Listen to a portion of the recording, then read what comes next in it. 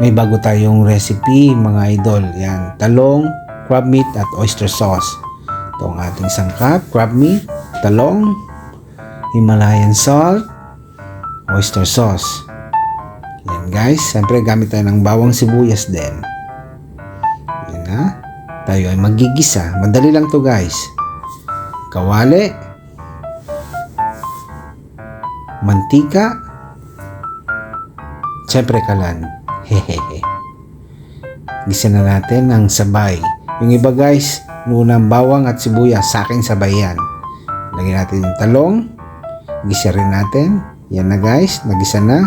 Lagyan na natin yung oyster sauce. Mga 3 kutsarita lang yan guys. Stir natin. Pag na-stir na natin, yan, nagisa na. Lagyan natin ng tubig. Mga half cup lang yan guys, mga idol ko. Yun na. Nagsabaw na. Mamaya mag-stick yan.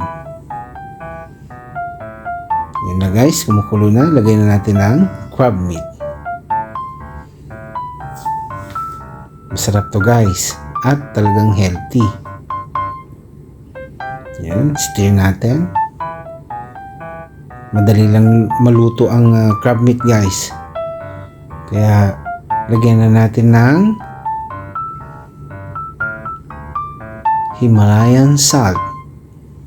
Marami daw benefit sa katawan to guys. Suggest ko, gumamit din kayo niyan. Okay? After 1 minute, pwede na nating hanguin. Subukan nyo to guys. Masarap na recipe to. Masustansya pa. Okay. Tapos ang laban. Isalin na natin sa ating bowl. Okay guys, mga idol ko, yan, sana gawin nyo rin to sa inyo guys.